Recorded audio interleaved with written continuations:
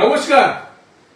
দীর্ঘদিনে 70 বছর ধরে যেভাবে বাঁকুড়া জেলাকে অবজ্ঞা করে রেখেছিল, আজ সেই বাঁকুড়া জেলার একটা স্বপ্ন পূরণ হতে চলেছে।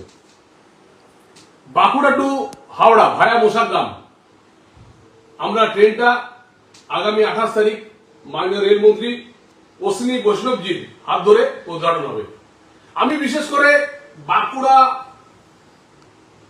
এবং মোসাগ্রাম থেকে শুরু করে সোনামগি, ইন্দাস সমস্ত সাধারণ মানুষকে অনুরোধ করবো যে আপনারা দুপুর 11:15 পুরুলিয়া থেকে শুরু হবে এই ট্রেন, আপনারা যেন প্রতিটা স্টেশনে থাকেন এবং প্রত্যেক বিধায়ক সাহেবদের যে প্রচেষ্টা, আমার নীলাদ্রি রানা, সত্যদা, মাননীয় দিবাকর ঘরামি মহাশয়, সুভাষ দা,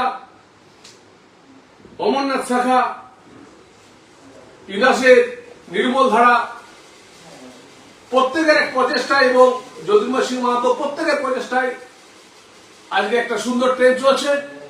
আমার 2014 সালের প্রথম এই লড়াইটা ছিল এবং 2019 আসার পর মন্ত্রীর কাছে আশ্বাসন পেয়েছিলাম।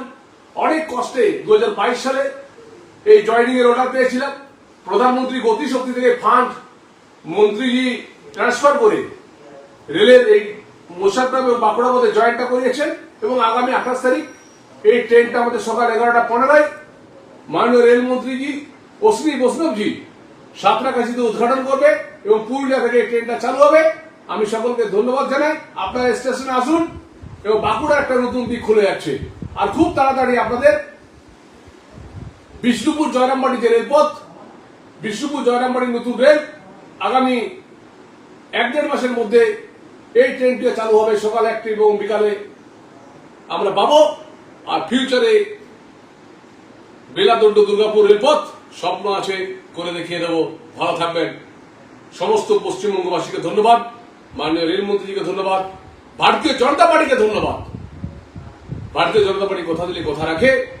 মাননীয় রেলমন্ত্রী অশ্বিনী বৈষ্ণবজিকে ধন্যবাদ, দেশের প্রধানমন্ত্রী নরেন্দ্র মোদীকে ধন্যবাদ।